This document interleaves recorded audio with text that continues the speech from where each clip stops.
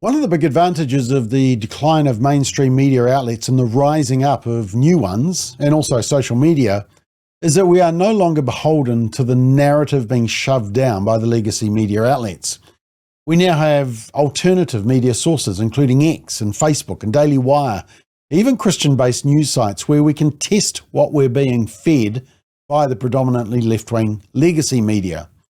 And that was very evident last week with the tragic case of a shooting at a Catholic school in Minneapolis in the US, which killed 2 children and wounded more than a dozen others.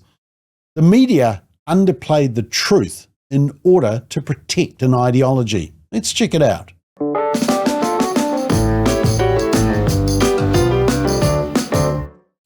So Daily Wire reported this: the trans-identifying shooter who killed 2 children and wounded more than a dozen others at a Catholic school in Minneapolis on Wednesday wrote in a journal entry that he was tired of being trans and regretted that he brainwashed himself. A journal reportedly belonging to Robin Westman, 23, who was born Robert Westman, revealed some of the dark thoughts of the gunman who opened fire on students and staff while they were attending morning mass at Annunciation Catholic School. The journal, which was written in a mix of Russian Cyrillic script and English, indicated that Westman held regrets about identifying as transgender, according to the New York Post. Quote, "I only keep long hair because it is pretty much my last shred of being trans. I'm tired of being trans. I wish I'd never brainwashed myself. I can't cut my hair now as it would be an embarrassing defeat, and it might be a concerning change of character that could get me reported," he added. It just always gets in my way. I will probably chop it on the day of the attack. In another section of his journal, he reportedly wrote, "I don't want to dress girly all the time, but I guess sometimes I really like it. I know I'm not a woman, but I definitely don't feel like a man." In videos posted hours before the shooting by an account tied to Westman, political and religious messages are seen written on weapons. The messages include, "Kill Donald Trump" and "Where's your God?" So that's first part of the factual basis of this whole shooting that you probably haven't heard before. And then they followed up with this article: a trans-identifying gunman who shot up a Catholic school's church this week blamed transgenderism, weed, and his mother's disapproval for his mental illness, according to newly uncovered writings. "Gender and weed effed up my head," Westman wrote. "I wish I'd never tried experimenting with either. Don't let your kids smoke weed or change gender until they are 17. Now, this is not the first mass shooter that is identified as trans. Daily Wire's Matt Walsh highlights some recent examples. 2018, a self-identified transgender individual killed several people in Maryland. 2019, self-identified transgender boy masterminded a school shooting that left 1 student dead and several more injured. In 2022, Anderson Lee Aldrich shot up a nightclub, killing 5 people and injuring 26. His lawyers in court said he was non-binary and used they, them pronouns. And in 2023, a trans-identifying mass shooter killed 3 9-year-old children and 3 adults at a Christian school in Tennessee, which was the Covenant School in Nashville. Now, look, granted, there haven't been a large number of mass shootings by transgender people based on numbers alone, but it's when you look at the rates based on population size where it really shows. So have a look at this graph. And so this is broken up. The proportion of that particular subgroup shows that it has a high rate of offences.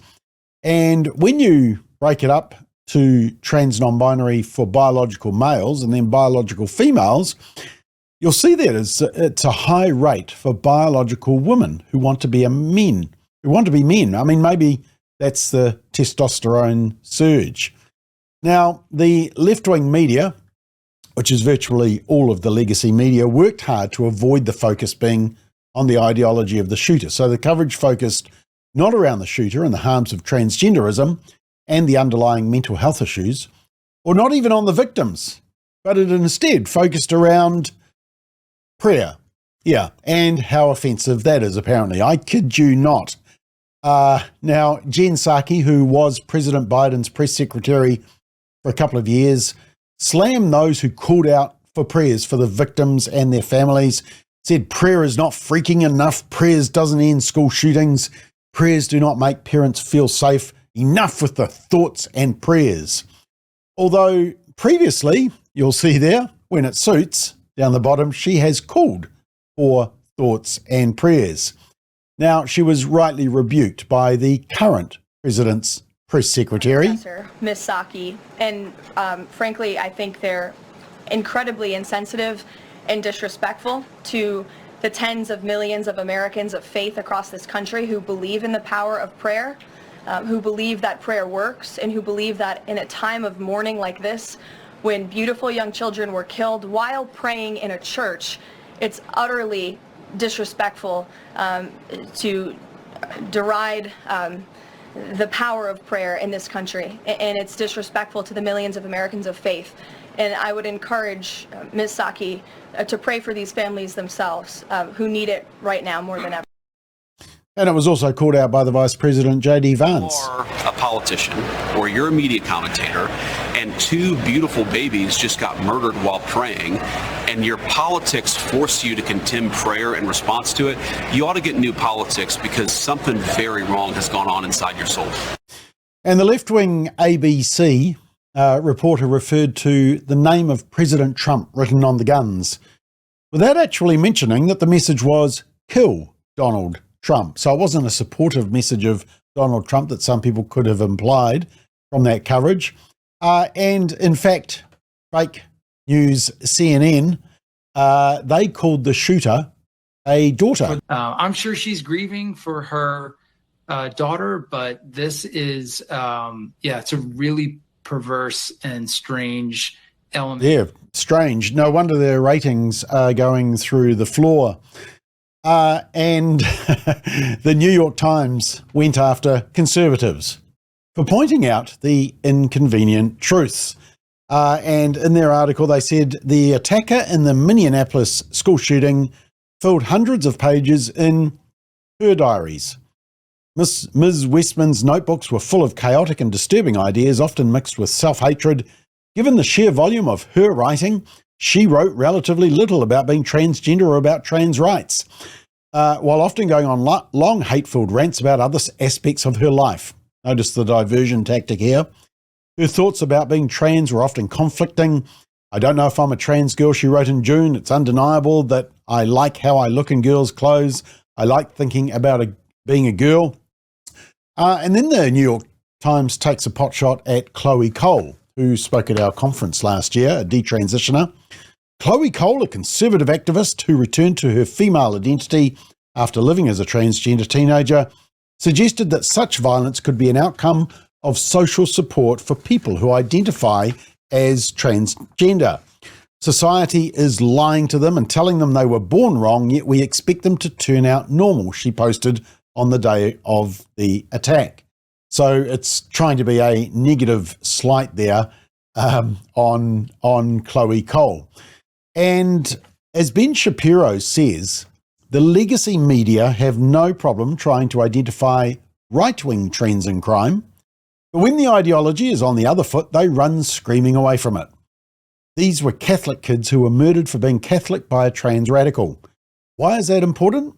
Because the ideology that lies behind trans language is routinely used by the trans radical community, and now the entire Democratic Party is an inherently violent ideology.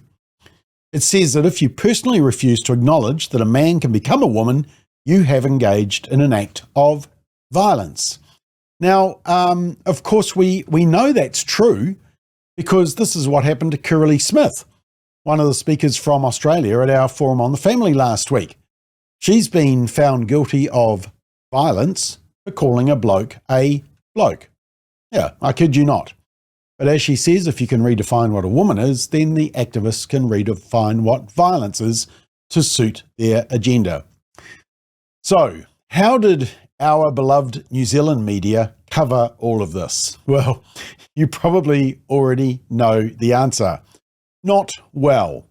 The New Zealand Herald was more interested with the mention of the Christchurch mosque terrorist and said, CNN Chief Law Enforcement and Intelligence Analyst John Miller reported that the attack suspect, Robin Westman, posted a YouTube video which showed writings that contained anti-black, anti-Semitic and anti-religious messages.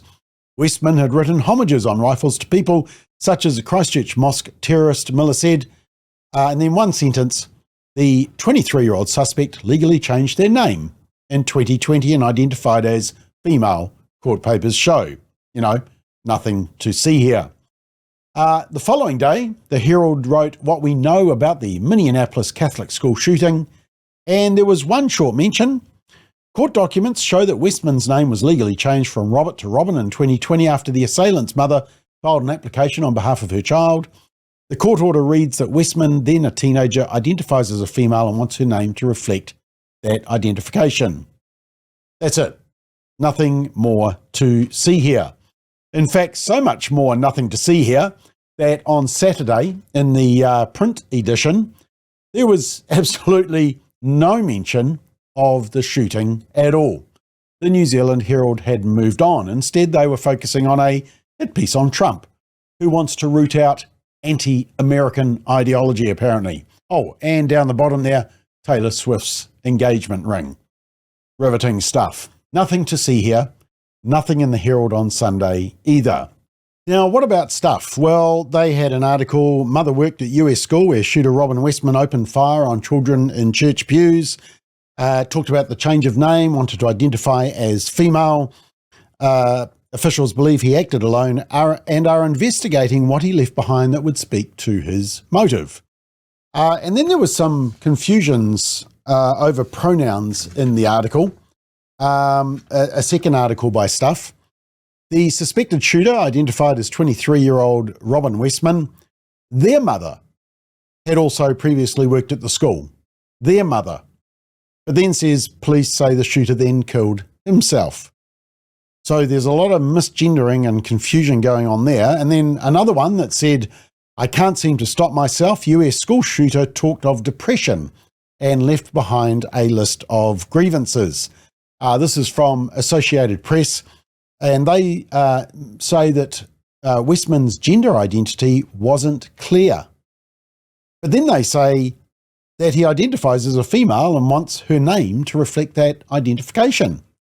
So the gender identity seems pretty clear to me.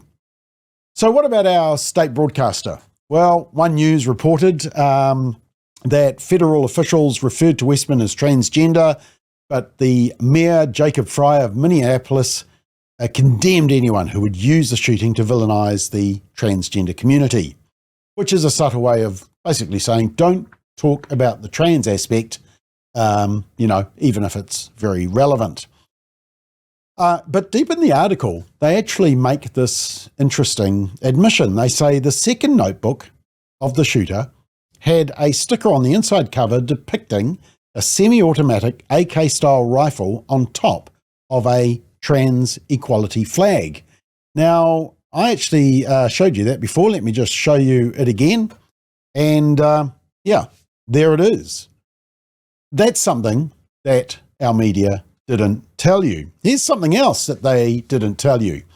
In a tweet by Andy No, this is from 2 years ago, Minnesota Lieutenant Governor Flanagan, a Democrat, wore a shirt with a threatening message in celebration of Governor Tim Walz signing an executive order protecting the medical transitioning of minors. The Protect Trans Kids shirt featured a combat knife. It's popular with far-left trans militants, along with the Trans Rights or Else Weapons t-shirt. Yeah, that's kind of the same rhetoric that we see coming out of Te Pāti Māori activists, isn't it? That kind of guns, violent element. Now, in a follow-up article on the One News website, it said US acting attorney Joe Thompson said videos and writings the shooter left behind show Westman expressed hate towards almost every group imaginable. Investigators have not yet found a clear motive for the attack on the church Westman once attended. No clear motive? I mean, it was all anti-God, Jews and Trump. So not every group imaginable. No mention of LGBT, interestingly. So if you can't figure out the motive by now, you should probably lose your job. And there was this sentence: federal officials referred to Westman as transgender, but the Mayor, Jacob Fry, decried hatred being directed at our transgender community, and they say Westman's gender identity wasn't clear. So you can see the same narrative.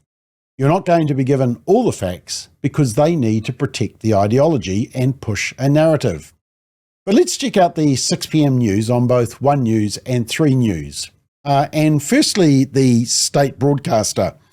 And the focus is just on gun control, not the user, not their mental state and ideology, not their hate for religion.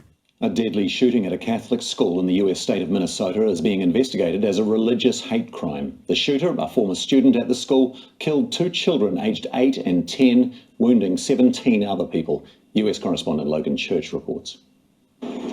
Shock, grief and relief as parents and children reunite after a deadly mass shooting at this Catholic primary school in Minnesota's biggest city, where students had gathered for morning mass. Police say the shooter was armed with a rifle, pistol and a shotgun, all bought legally and recently. The coward that shot these victims took his own life in the rear of the church. That coward has been identified as 23-year-old Robin Westman. No prior criminal history. Investigators now trying to figure out why Westman did it, working with a manifesto posted online, reportedly containing racist, anti-Semitic and anti-Trump rhetoric. These were American families. And the amount of pain that they are suffering right now is extraordinary. And don't just say this is about thoughts and prayers right now. These kids were literally praying. Many now turning their attention to America's gun laws. Minnesota's Democratic governor wants to stop what seems to be a never-ending run of school shootings throughout the country. And it's my strongest desire that no state, no community, no school ever experiences a day like this. Words, though, rarely backed up by solid action. Yeah, now here's 2 things the state broadcaster didn't tell you. That mayor, Jacob Fry, he wasn't afraid to have any thoughts, prayers at the casket of George Floyd.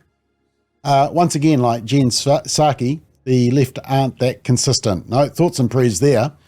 And you would have seen Tim Walz, the governor who was that awful vice presidential candidate with Kamala Harris. Well, in that story, he was telling porkies. According to media reports, Catholic schools begged Tim Walz to increase the security before the horrific shooting, and he did nothing. One News didn't tell you that, but I will. So as more information came in, which I read to you earlier, so you know the facts because I've given you from the start, did One News start reporting the real story? And note the commentary from the reporter Logan Church, their manifesto, not his manifesto, their manifesto.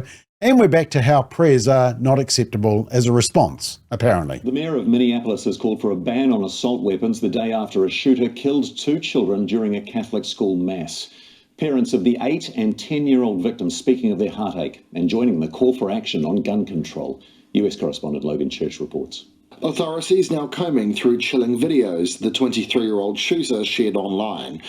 Their manifesto reflecting a descent into madness laced with hate towards nearly every part of society, but idolising other mass murderers, including the Christchurch mosque terrorist. The reporters certainly don't want to talk about the manifesto and the ideology of the shooter, do they?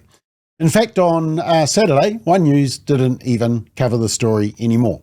Nothing to see here. And then our friends at 3 News.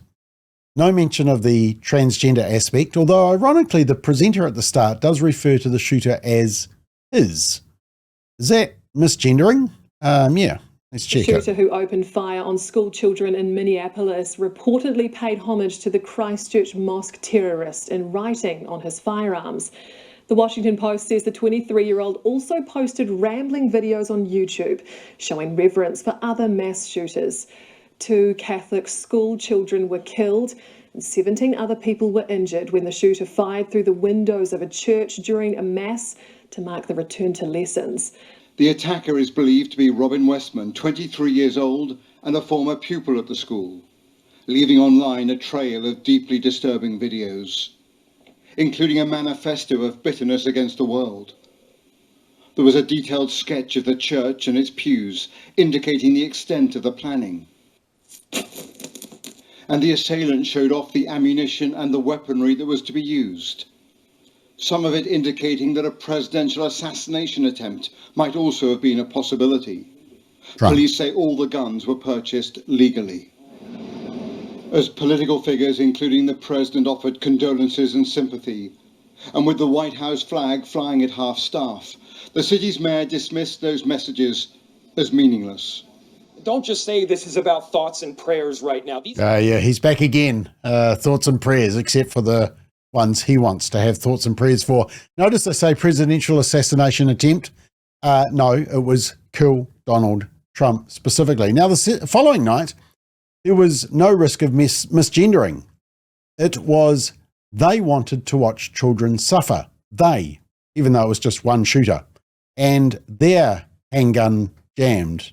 No, it was his handgun jammed.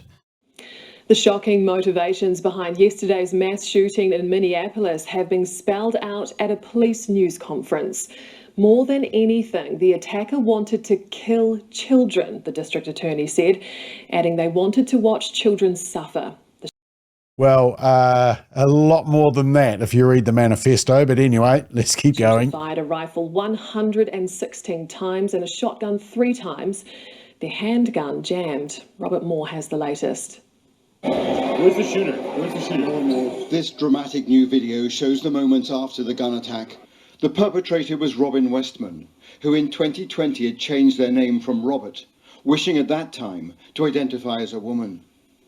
Westman left behind a dark trail of clues and online videos, including a sketch of the church. Yep, so all the same sort of story, and didn't really want to focus too much on probably one of the key drivers. But Stuff had another report on Saturday night, once again playing down all the info I read you earlier that was reported by outlets such as Daily Wire and the New York Post. The father of an 8-year-old boy killed in this week's Minneapolis school shooting has paid an emotional tribute to his son. Jesse Merkel called for people to remember how Fletcher had lived his short life and not the way it was cruelly ended. He also described the person responsible as a coward. What drove Robin Westman, who once attended the Catholic primary school, to target children at prayer? Miss Westman, my name is Dave Christie. I'm with the FBI. Amid that mystery, FBI agents have attempted to search the mother's Florida apartment. She once worked at the church, but according to reports, she is refusing to cooperate with police. What is clear from the videos the killer posted online is that he had a level of hate towards children and towards religion that has shocked even seasoned investigators. Yeah, and now for those who think that NewsTalk ZB may be more conservative thinking than other legacy media, well, maybe think again. Have a listen to their US correspondent arguing that the mention of transgender is actually, well, it's not legitimate, it just plays into the politics. Media coverage of these tragedies is often similar, as you've indicated. It could have been worse. This shooter who took his own life had tried to get into the chapel days earlier. We now find the shooter was trans and trouble.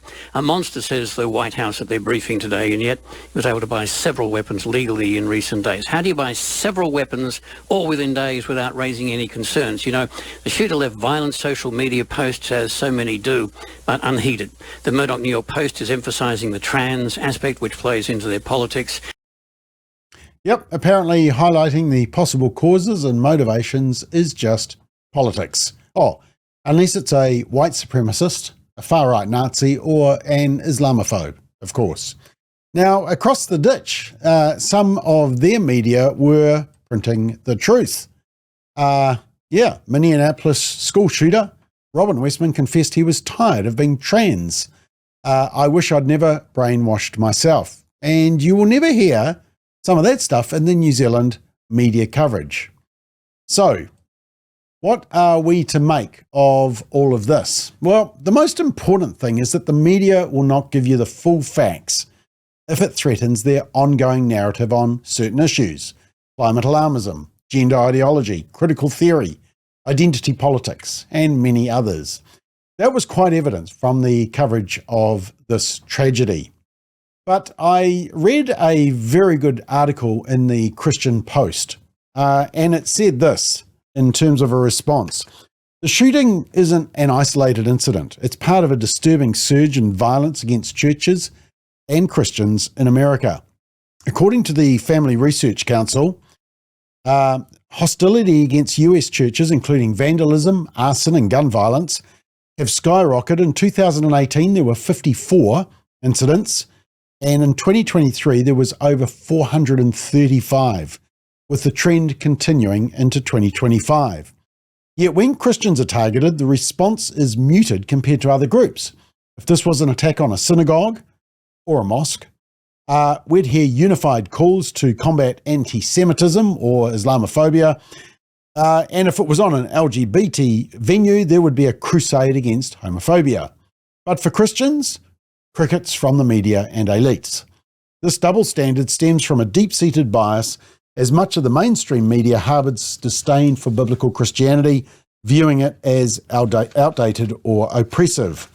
But the article also said this: we also can't ignore a troubling pattern. There has been a meteoric rise in violent attacks carried out by individuals identifying as transgender. The Minneapolis shooter is only the latest example. These cases highlight a deeper crisis. Transgender youth are emotionally unstable, and some are clearly more prone to embracing violence, in part because they've been brainwashed and egged on by radical transgender activists. In a little over a decade, the LGBT movement went from suing a Christian cake artist for refusing to bake a cake for a homosexual wedding to shooting up Christian schools because they teach biblical and scientific view that there are only two sexes. And people said that the slippery slope was a fallacy.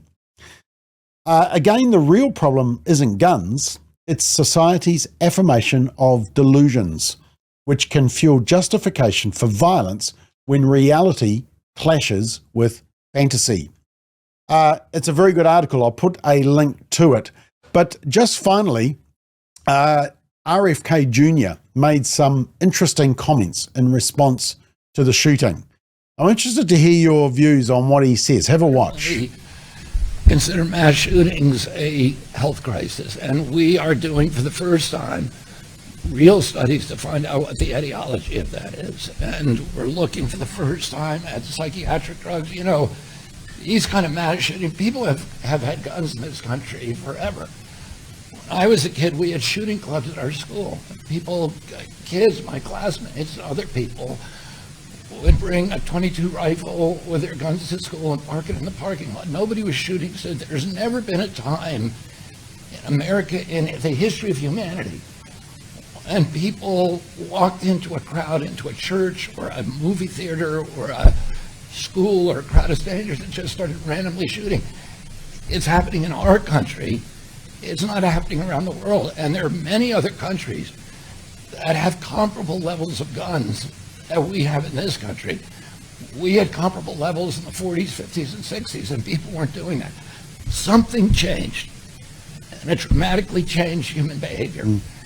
And one of the culprits we need to examine is whether the fact that we are the most over-medicated nation in the world, and that a lot of those are psychiatric drugs that have black box warnings on them that warn of suicidal and homicidal ideation. So we are doing those studies right now for the first time, and we will have an answer. Now, interesting discussion, isn't it? The bottom line, which I keep reminding you, is that you cannot trust the mainstream media. Make sure that you have access to a number of sources of your information, which you can then verify and ensure that it's credible. Always test what you're hearing. The media love talking about disinformation and misinformation, but sadly, much of it is coming from them.